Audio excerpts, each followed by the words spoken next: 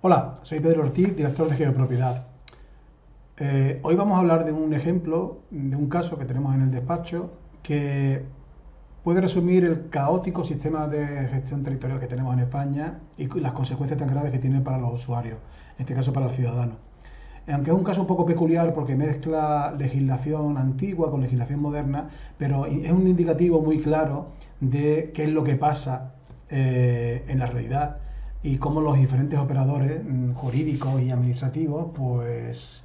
la falta de interoperabilidad hace que el sufridor de todo esto, el ciudadano, pues se encuentre a veces en una puerta sin salida o encerrados en un bucle sin fin, ¿no?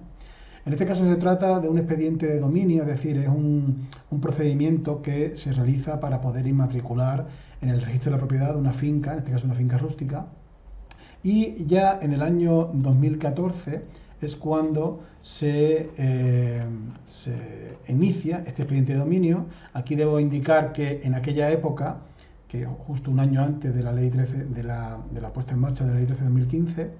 en aquella época, es decir, en 2014, la metodología o el procedimiento para un expediente de dominio era a través del juzgado, es decir, un procedimiento de jurisdicción voluntaria que se llevaba a cabo en un juzgado y un juez al final pues declaraba el dominio del derecho de propiedad sobre una finca para el promotor de dicho expediente, ¿no? El problema es que ya entonces la legislación, en este caso la registral, la hipotecaria, ya exigía que para poder inmatricular un inmueble debe tener plena correspondencia el título, en este caso la sentencia judicial, con el catastro. Es decir, que la finca de la cual se declare dominio o se tenga título debe ser coincidente en su descripción, superficie y linderos con la parcela catastral correspondiente. El primer fallo, en este caso es un fallo un fallo del letrado gestor de este expediente, al no conocer esta parte de la ley, pues inició el procedimiento en el juzgado sin considerar que no había una correspondencia entre la parcela catastral y la finca que se pretendía inmatricular. Ese fue el primer fallo. Pero el expediente siguió adelante, concretamente terminó, y aquí es donde empieza el problema, terminó el expediente judicial en el año 2018, cuando ya, es decir, 4 años para un expediente de dominio, cuando ya era de aplicación la ley 13/2015 y que, aparte de la plena coincidencia con el catastro, pues necesitaba unos requisitos de georreferenciación, como en este caso la georreferenciación de la parcela catastral. Bien, donde nuestro despacho entra en este trabajo es cuando hay una calificación negativa por parte del registro de propiedad, donde obviamente indica que ese título,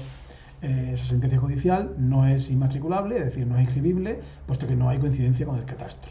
En ese momento es cuando nuestro despacho entra en juego y lo primero que hacemos es pues promover la generación de la parcela catastral que sea correspondiente con el título, es decir, la finca descrita en la sentencia judicial. La sentencia judicial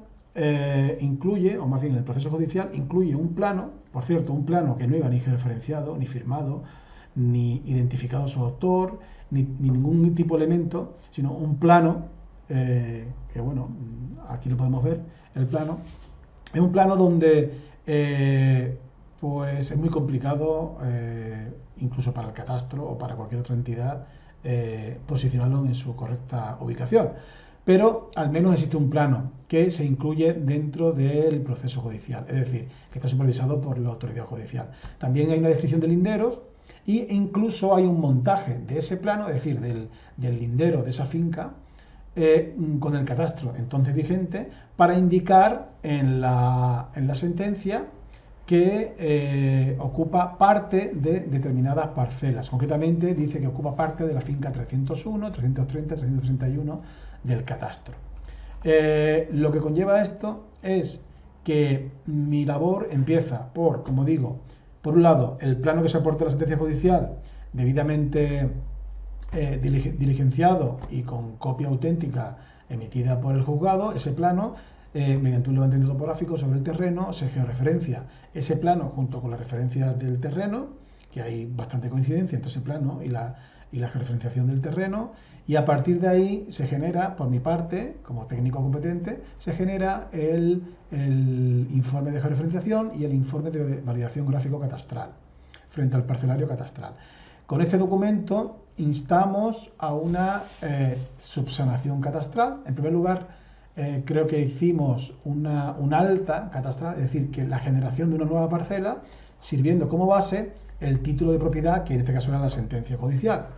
El catastro respondió negativamente que no era posible porque eso no era una alta catastral, sino que eso debía llevar otra vía. Intentamos la subsanación catastral. La subsanación catastral también se nos fue rechazada. En este caso, el argumento era que no cumplía la parcela mínima. En este caso es una finca rústica de secano y la parcela tenía 3.000 y pico metros, por tanto no cumplía la parcela mínima para ese tipo de finca. Y ese fue el motivo por el que rechazó. Tuvimos que presentar un recurso ante el TEAR en Málaga para que nos permitan hacer el procedimiento. Después de hacer el recurso, el TEAR nos dio la razón en cuanto a que se debía, o sea, que no ha lugar a no iniciarlo por no cumplir la unidad mínima de cultivo, sino porque había un título, una sentencia judicial que declaraba el dominio de una finca con una superficie, por tanto no había lugar. El catastro, la Dirección General de Catastro, la gerencia en este caso de Málaga, se dispuso a iniciar el procedimiento y lo que hizo fue iniciar un procedimiento de subsanación notificando a colindantes. Los colindantes ya intervinieron y fueron notificados e intervinieron en el procedimiento judicial mediante testimonios, testificales, etcétera, y ahora se les vuelve a remitir. Y al parecer hay algunos de los colindantes que no sabemos si realmente, porque no tenemos información, el expediente catastral no aporta ningún tipo de información específica,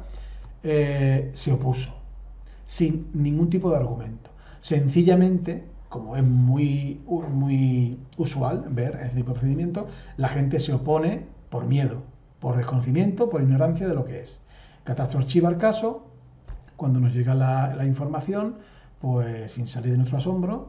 hacemos un escrito también de un recurso, en este caso del catastro, para que pues retome la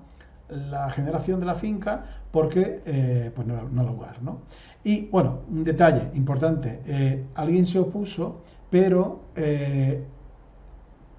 la persona que se opuso, contra esa persona, el límite catastral no se rectificó y lo que han inscrito en el catastro es una parcela con menor cabida, con diferentes linderos de lo que aparece en la sentencia y por tanto